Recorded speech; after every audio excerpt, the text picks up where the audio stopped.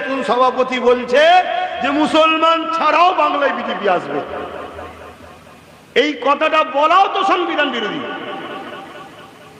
এরপরও কিন্তু আমার জাতের উলামা যারাদেরকে মুখের দিকে মুসলমান তাকিয়ে থাকে, এরপরও আমার মুসলিম সংগঠনের নেতারা, এরপরও আমার মুসলিম সংগঠনের মোল্লা মৌলী সাহেবরা, তাদেরকে বেউজ্জতির লাঠি খেতে হচ্ছে, ঝেঁটাও খেতে হচ্ছে, গাড়িও ভেঙে দিচ্ছে, বিহায়া তাও চেঞ্জ হচ্ছে না। যদি তাও জানতাম বিহায়াটা এত কিছু হওয়ার পরে চেঞ্জ হলো, তাও চেঞ্জ হচ্ছে না। মানে এত নেশা, আমার আলো, আমার গাড়ি, আমার বাড়ি, আমি মন্ত্রী, আমি আমি আমি আমি জাত জাহান্নামে যায়। কিন্তু জাত একটু বোঝো। এরপরেও তোমাদের যদি মনে হয় আব্বাস সিদ্দিকী ভুল বলছে, তাহলে একটা পরীক্ষা করে দেখো না।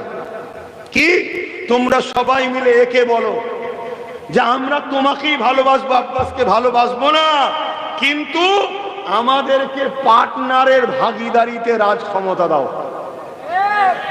বলে দেখো তো, তাই কি?